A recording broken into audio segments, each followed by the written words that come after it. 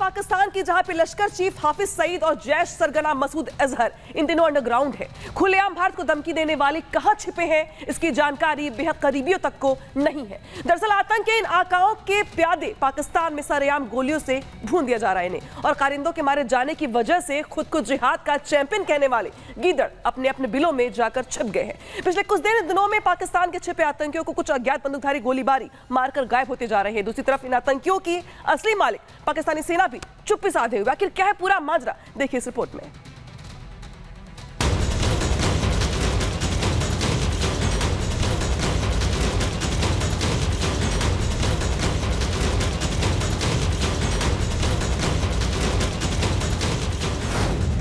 आतंकियों का काम तमाम। पाकिस्तान में मचा कोहराम। खौफ का ऐसा माहौल।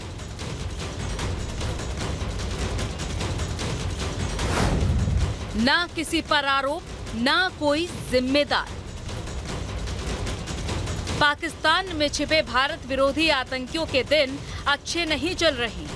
दिन भर भारत के खिलाफ खुलेआम साजिश रचने वाले इन दिनों अपने बिलों में जा छिपे हैं। जो भीड़ के सामने खुलेआम अपनी बहादुरी के गीत गाते थे, वो अब भीड़ देखकर डरने लगे हैं। दरअसल इन आतंकियों को खौफ है कि उन अज्ञात बंदूकधारियों का जो अचानक आते हैं और उन्हें सरेआम ढेर कर देते हैं।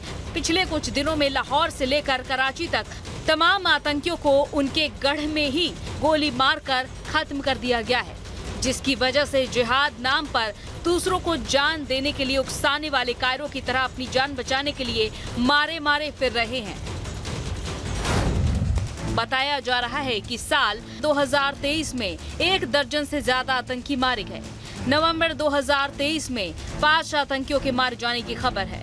5 नवंबर को पीओके में ख्वाजा शाहिद की गोली मारकर हत्या कर दी गई। 9 नवंबर को केपीके में अकरम गाजी की हत्या हुई। 11 नवंबर को बलूचिस्तान में हाजी नसीबुल्लाह ढेर कर दिया गया। 11 नवंबर को ही कराची में ही रहमुल्लाह तारिक को मार डाला गया। 13 नवंबर को सियालकोट में मुजम्मिल नईमुर का मर्डर हो गया। चलिए फर्ज कीजिए इंडिया ने किया भी है, इंडिया को इस्तेमाल भी करता है, तो भाई आपकी इंडिया के साथ कोई दोस्ती थोड़ी है जो मतलब आप इंडिया से ये एक्सपेक्ट करें कि नहीं करेंगे, कि कुछ नहीं करेगा। यहाँ इंडिया के खिलाफ क्या कुछ पाकिस्तानी इस्टेब्लिशमेंट काम नहीं करती। हमारे कनाडा में खालिस्तान से लेके पूरी दुनिया में इंडिया के खिलाफ वो अपने तौर पर जो कर सकते हैं करते हैं। अब उनकी दाल नहीं गलती तो ये एक अलग बात है। एक जमाने में तो वो अच्छी खासी टेररिज्म भी करते रहते थे, तो वो भी अब उसके काबिल नहीं रहे, और इंडिया की एक फर्म सरकार है इस वक्त, तो इनके लिए दिक्कत है। तो वो एक अलग बहस है। लेकिन हामिद मीर हूँ और भी मैंने कुछ और जर्नलिस्ट दोस्तों के, मेरे ज़ाती दोस्त हैं, लेकिन बहरहाल ये बातें बड़ी अफसोसनाक होती हैं। लेकिन मैं शायद उनकी मजबूरियां भी समझता हूँ। अगर आपने पाकिस्तान में रहना है और टॉप के लेवल पे जर्नलिज्म भी करनी है, तो आप इस तरह की बात तो करनी आप पर वाजिब होगी। अगर आप नहीं कर पाएंगे तो आप फिर पाकिस्तान में तो नहीं रह सकते, पाकिस्तान में तो अपनी टॉप जर्नलिज्म नहीं कर सकते।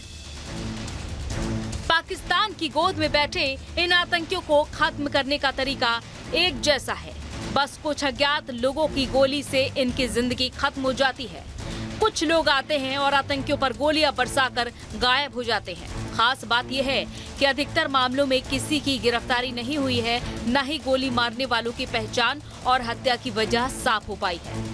पाकिस्तान की पुलिस भी हत्यारों को पकड़ने के लिए कुछ नहीं कर रही है।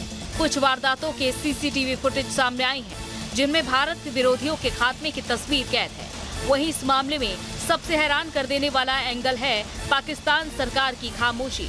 पाकिस्तान में बैठकर भारत के खिलाफ साजिश रचने वाले अधिकतर आतंकी पाकिस्तानी सेना के प्यादे हैं, जिनकी कमान आईएसआई के हाथों में होती है। आतंकी उतना ही बोलते और करते हैं जितना उनके पाकिस्तानी आका उन्हें हुक्म देते हैं। मतलब आतंकियों का मारा जाना पाकिस्तानी सेना का सीधा नुकसान है। लेकिन पाकिस्तानी सरकार और सेना इन हत्याओं के लिए किसी को भी जिम्मेदार ठहराने की बजाय शांत पड़े हुए हैं। हालात ये है कि मारे गए आतंकियों की पहचान छिपाई जा रही है, नाम बदलकर मीडिया में रिपोर्ट दी जा रही है। इनकी करतूतों का जिक्र भी नहीं किया जा रहा है। किसी को भी इसके लिए जिम्मेदार नहीं ठहराया जा रहा है। छोटी मोटी घटनाओं के लिए भारत को जिम्मेदार ठहराने वाले भारत का नाम नहीं ले रही हैं। पाकिस्तान सेना के अफसर कुछ नहीं बोल रहे हैं। अच्छा, जहाँ तक बात है कतर की, कतर के मामले में भी मेरा नहीं ख्याल कि प्राइम मिनिस्टर मोदी पर किसी किस्म का कोई इफेक्ट होगा, क्योंकि वो शायद बैकडोर डिप्लोमेसी, जो मेरी इंफॉर्मेशन है, वो भी चल रही है कतर के साथ। कतर ने अभी डेथ सेंटेंस का किया है ऐलान, लेकिन कतर को इतना बड़ा देश नहीं है कि जो इंटरनेशनल प्लेटफॉर्म पे कोई असर डाल सके। तो मुझे नहीं लगता कि प्राइम मिनिस्टर मोदी को बहुत ज़्यादा चैलेंजेस हैं अगले इलेक्शन में, बल्कि इन इश्यूज़ पे प्राइम मिनिस्टर मोदी को कोई नुकसान नहीं है। हाँ, उनके इंटरनल जो अपनी पॉलिटिक्स है, क्योंकि भारत इतना बड़ा देश है, दुनिया में सबसे डाइवर्स पॉलिटिक्स भारत की है, तो सबसे बड़ी डेमोक्रेसी साइज में भारत की है।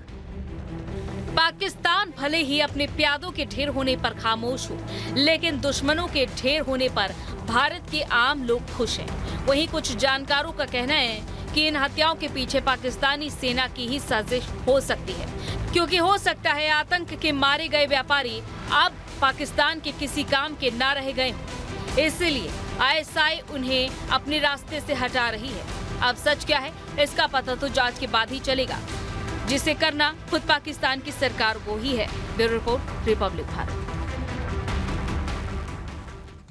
वाकई में एक सवाल बन चुका है कि भारत के दुश्मनों का आखिर अज्ञात दुश्मन कौन है, पाकिस्तानी आतंकियों का दुश्मन कौन है, ये एक बड़ा सवाल। आइए एक एक कर वो नाम आपको बता देते हैं जो इस साल मारे गए हैं। 6 मई को परमजीत सिंह पंजवार की हत्या हो जाती है, जो कि खालिस्तान कमांडो फोर्स का सदस्य है। फिर 12 सितंबर की भी यहाँ पर बात कर लीजिए, जब मौलाना जिया उर की हत्या हो जाती है। लश्कर ए तैयबा का सदस्य था मौलाना जिया उर। इसके बाद 30 सितंबर को भी एक और हत्याकांड को अंजाम दिया जाता है।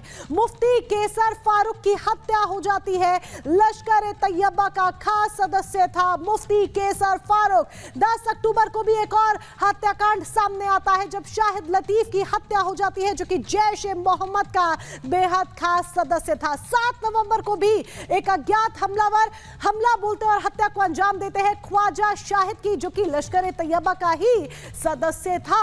10 नवंबर को ठीक 3 दिन बाद एक और हत्या होती है अकरम गाजी की, जो कि लश्कर ए तैयबा का ही सदस्य था। एक एक लश्कर के आतंकी निशाने पर होते हैं। 12 नवंबर को जैश ए मोहम्मद के सदस्य रमीम उल्लाह तारिक की हत्या को अंजाम दे दिया जाता है। अज्ञात हमलावर इस बड़े हत्याकांड को अंजाम देते हैं। तो एक एक कर हमने आपको बताया उन आतंकियों के नाम जो इस साल मारे गए, लेकिन इनका दुश्मन कौन, यह अभी भी सवाल बना हुआ है। अगली बड़ी खबर के लिए सीधे रुक करेंगे अनामिका सिंह काली का।